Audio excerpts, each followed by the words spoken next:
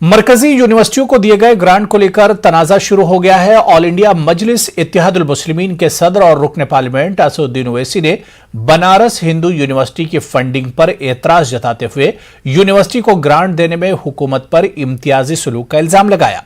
ओवैसी के मुताबिक जामिया मिलिया इस्लामिया के बजट में इजाफा नहीं किया गया, पिछले साल के मुकाबले बजट में कमी की गई है। उन्होंने कहा कि 2014 में बनारस हिंदू यूनिवर्सिटी का बजट 669 करोड़ था, जिसे बढ़ाकर 2021-22 में 1300 करोड़ कर दिया गया, जबकि जामिया मिलिया और अलीगढ़ मुस्लिम यूनिवर्सिटी में अकलीती तबके के बच्चे पढ़ते हैं।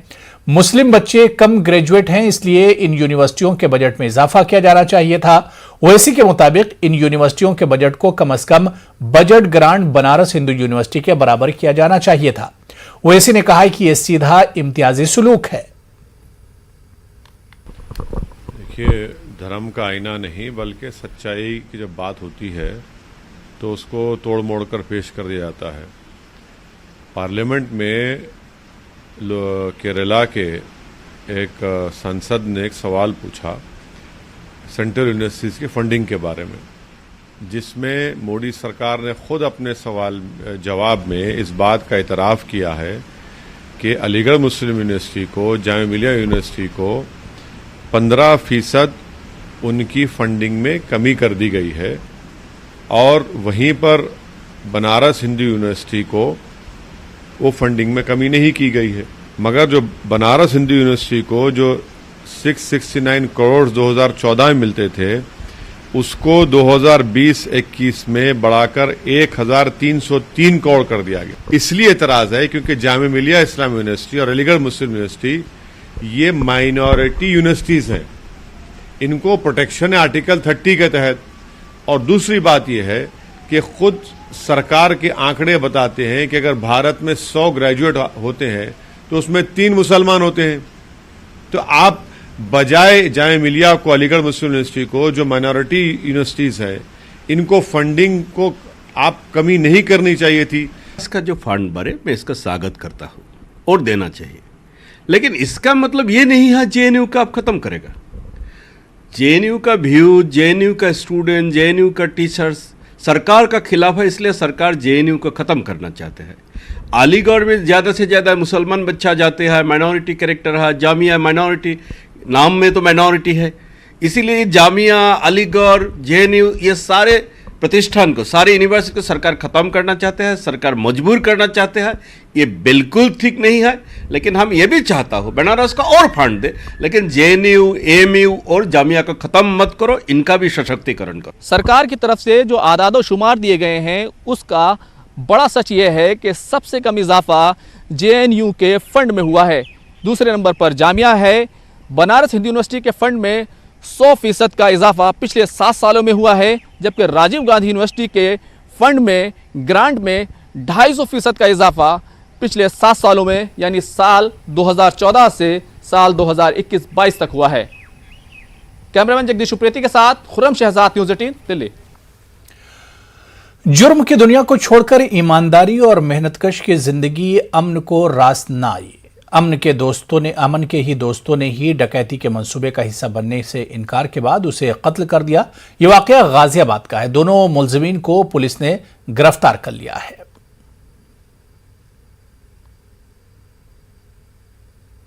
थाना टीला मोड़ क्षेत्र में पसौड़ा कस्बे में 3 दोस्त, जो एक दोस्त के घर पे छत पे शराब पी रहे थे, उस दौरान इन लोगों ने लूट की योजना ये लोग बना रहे थे।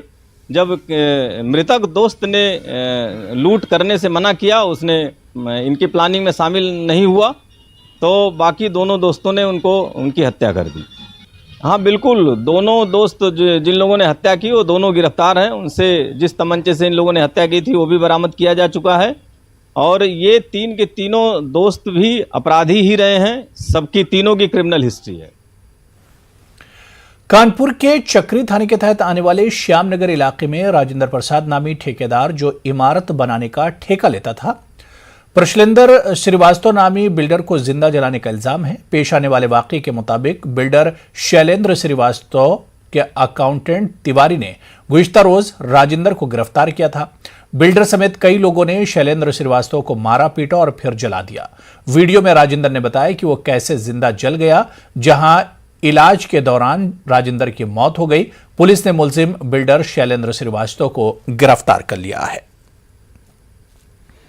इन्होंने शैलेंद्र कुमार श्रीवास्तव क्या ठेकेदारी का काम किया था। सुभाष रोड और श्यामनगर में अपार्टमेंट बने हुए, वहीं पे ठेकेदारी का काम किया था। पिछले 1.5-2 साल से हमारा 18 लाख रुपए उनके ऊपर बनता है। उसके लिए उससे बोला जा रहा था, लेकिन वो दे नहीं रहे थे। जब भी बोलते तो हर बार टरका देते थे कि यार थोड़ा दिक्कत है, अभी कर देंगे तभी कर देंगे। पिछले 1 साल से हमने पुलिस में भी तहरीर दे रखी है। कल उनका मुनीम का मैसेज, अपने मुनीम से, उनका तिवारी मुनीम है शैलेंद्र कुमार श्रीवास्तव का, उससे मैसेज दिलवाया कि कल आ जाओ 1 बजे के पहले, तो हम वही बैठ के सारे बिल का जितना है देख के जो पैसा है आपका निपटारा कर देंगे। वो उनको घर बुलाया, वहीं पे घर और ऑफिस उसका दोनों पास पे ही है। वहाँ पे घर पे बुला के उनके साथ मारपीट करी, उनको जला दिया गया।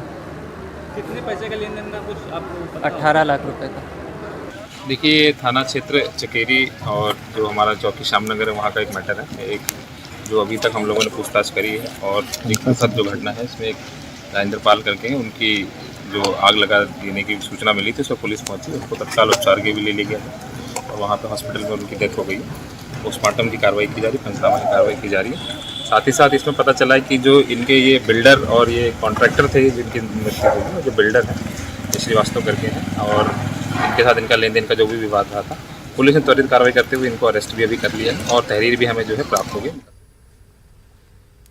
इक्तिसादी मंदी में महंगाई ने पहले ही आम आदमी की कमर तोड़ रखी है। ऐसे में रोजमर्रा में खाने पीने में इस्तेमाल होने वाली अशिया पर भी जीएसटी की मार ने मिडिल और लोअर क्लास की जेब पर बोझ में मजीद इजाफा कर दिया है। अशिया जरूरिया पर टैक्स में इजाफे के मरकजी हुकूमत के इस फैसले के खिलाफ एहतजाजी मुजाहरों का सिलसिला जारी है।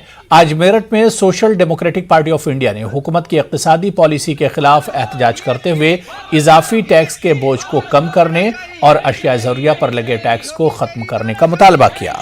जो हम लोग यहाँ इकट्ठे हुए हैं social democratic party of India के बैनर तले जिला मुख्यालय मेरठ, तो खाद्य और शिक्षा स्वास्थ्य पे जो मोदी सरकार द्वारा ये जीएसटी को बढ़ाया जा रहा है, जबकि ये दैनिक ज़रूरत की चीज़ें हैं हमारी और इस पर कर इतना नहीं लगाना चाहिए। आज इसके खिलाफ में हम प्रोटेस्ट करने के लिए और मोदी सरकार से मांग करने के लिए कि इसको वापस लिया जाए, इसलिए आज हम लोग यहाँ पर इकट्ठे हैं।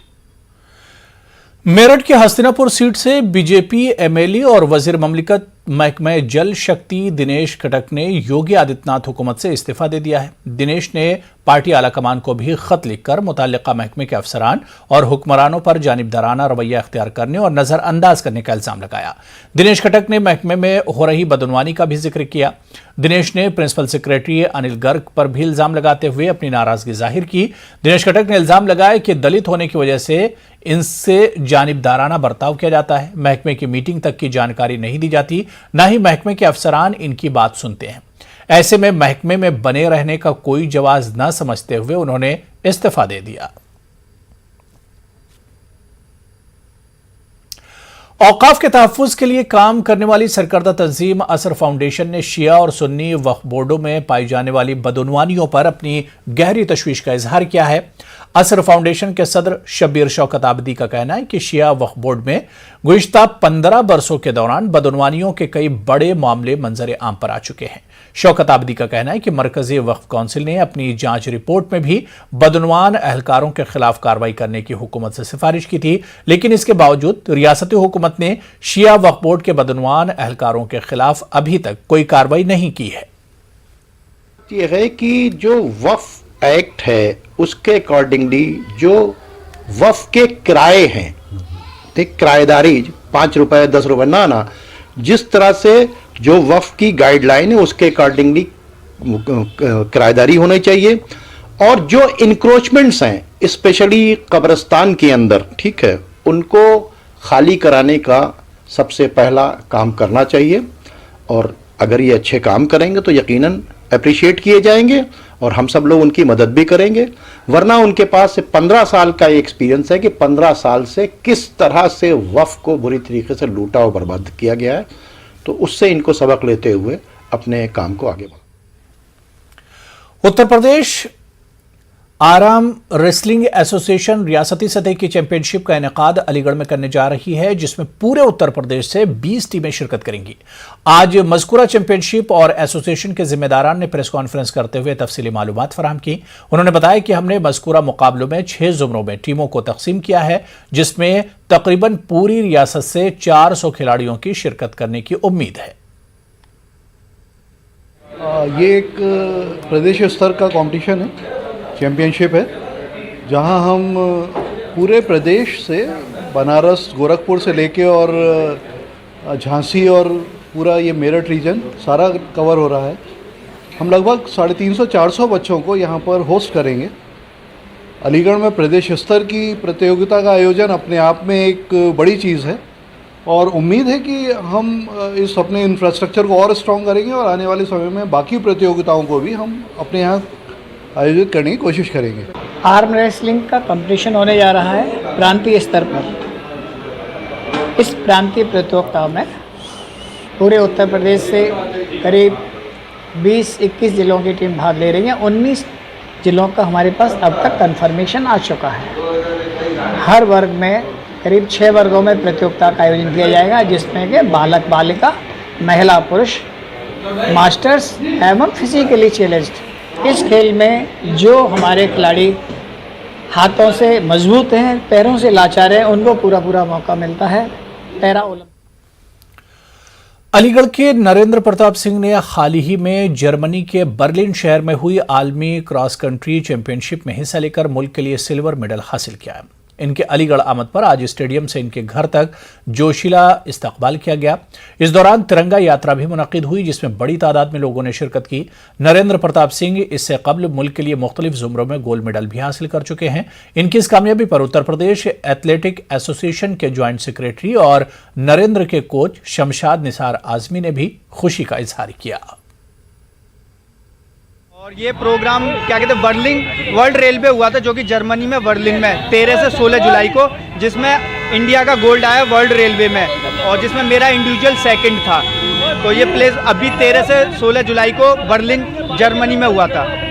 ये जर्मनी में world cross country race 10 kilometre में जर्मनी में सिल्वर मेडल जीत के नरेंद्र जो है अलीगढ़ का लाल आया था, तो उसके लिए आज तिरंगा यात्रा अलीगढ़ में निकाली गई थी।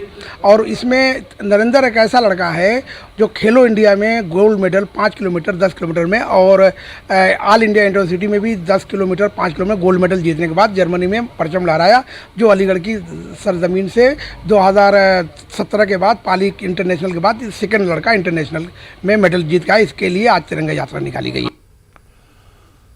मुरादाबाद में कोरोना ने फिर से पैर पसारना शुरू कर दिए हैं। बात करें नए केसेस की तो कोरोना से मुतासरा लोगों की तादाद में लगातार इजाफा हो रहा है। मुरादाबाद में कोविड मुतासरा मरीजों की तादाद बढ़कर अब 39 तक पहुंच गई है और यह तादाद मजीद बढ़ सकती है। लोग डर के साए में जिंदगी गुजार रहे हैं। मुरादाबाद में लोगों ने मास्क का इस्तेमाल करना खत्म कर दिया है, सोशल डिस्टेंसिंग की धज्जियां उड़ा रहे हैं। हालांकि एक्सपर्ट लगातार इससे मुतालिक लोगों को समझा रहे हैं। देखिए, अगर हम वर्तमान में बात करें तो 39 पॉजिटिव केसेज आज की डेट में, तो इस बात का इंडिकेशन है कि हमें पुनः एक बार जो प्रॉपर कोविड अप्रोप्रिएट बिहेवियर है उसका पालन करना चाहिए, जिसमें मास्क लगाना, सोशल डिस्टेंसिंग का पालन करना और जो सैनिटाइजेशन से रिलेटेड नॉर्म्स है उसका पालन करना चाहिए। और ये अपने बचाव के लिए जरूरी है, अपने परिवार के बचाव के लिए जरूरी है। तो सभी लोगों से मेरा आग्रह है कि चूँकि केसेस लगातार बढ़ रहे हैं तो इसको दृष्टिगत रखते हुए सभी लोग प्रशासन का सहयोग दें और कोविड एप्रोप्रिएट बिहेवियर का अडॉप्ट करें। मुरादाबाद के जिला मजिस्ट्रेट शैलेंद्र कुमार सिंह ने chief development officer Anand Vardhan के साथ किसान दिवस के मौके पर कलेक्ट्रेट ऑडिटोरियम में आए किसानों के मसाइल सुने और मुतालिका महकमों को इनके मसाइल को जल्द अज जल्द हल करने की हिदायत दी। किसान दिवस में हिस्सा लेने के लिए जिले के दूरदराज इलाकों के किसानों ने डीएम के सामने अपने मसाइल रखे, जिसमें गन्ने की अदायगी, बिजली, टूटी सड़कों की मरम्मत और आवारा जानवरों से निजात वगैरह के बारे में बताया। किसान दिवस के मौके पर किसानों ने महकमा आपाशी के एग्जीक्यूटिव इंजीनियर से भी शिकायत की। उन्होंने जिला मजिस्ट्रेट को यह भी बताया कि जिले के किसानों को बिजली महकमे से भी शिकायत है कि वक्त पर खराब ट्रांसफार्मर नहीं बदले जाते हैं। आवारा जानवरों का मसला डीएम के सामने रखते हुए किसानों ने कहा कि हमारी फसलों को आवारा जानवरों से बचाने के लिए खुसूसी इंतजाम किए जाएं। तो वहीं डीएम ने भी किसानों के मसाइल हल करने की बात कही। के तीसरे बुधवार के दिन किसान दिवस का आयोजन किया जाता है। इस दिवस के आयोजन करने के पीछे मंशा यह है कि जो हमारे किसान भाई हैं उनकी समस्याओं को संबंधित विभागों तक पहुंचा करके तत्परता से उसका निदान किया जाए। आज यहाँ पर विभिन्न विभागों के जो जिला स्तरीय अधिकारी थे, चाहे विद्युत विभाग हो, PWD हो, कृषि विभाग हो, विकास विभाग हो, ग्राम विकास हो, सभी के जिला स्तरीय अधिकारी यहाँ पर उपस्थित थे। किसान लोगों से चर्चा पर चर्चा हुई। 2 पार्ट में चर्चा होती है। पहले पार्ट में किसानों को नवीनतम तकनीकों की जानकारी दी जाती है। गाजियाबाद मसूरी थाना इलाके के डासना कस्बे में बंदरों की दहशत ज्यादा देखी जा रही है। बंदरों ने 2 मासूम बच्चों को काटकर जख्मी कर दिया, जिन्हें सरकारी अस्पताल में दाखिल करना पड़ा। बंदरों के काटने से ज्यादा मरीज अस्पताल पहुंच रहे हैं, जो एक बड़ा मसला बनता जा रहा है। अस्पताल में बंदरों का आतंक पिछले कुछ दिनों में बढ़ गया है और काफ़ी दिनों से ये रही थी समस्या, बीच में कम हो गए थे, लेकिन हाल के दिनों में ये फिर से समस्या बढ़ गई है। पूर्व में मैंने 1-2 बार नगर पालिका डासना को लिखा भी था लेटर, लेकिन उन्होंने भी ईओ साहब आके मिले भी थे मुझसे, लेकिन उन्होंने भी कोई मतलब उनकी तरफ से कोई बहुत ज़्यादा मतलब कहा जाए कि कुछ ठोस कदम नहीं मतलब समझ में आए कि वो भी उनकी भी व्यवस्था थी उसमें कि इसमें क्या किया जाए। चलिए आगे बढ़ेंगे, नजर डालते हैं खास बात बिहार की।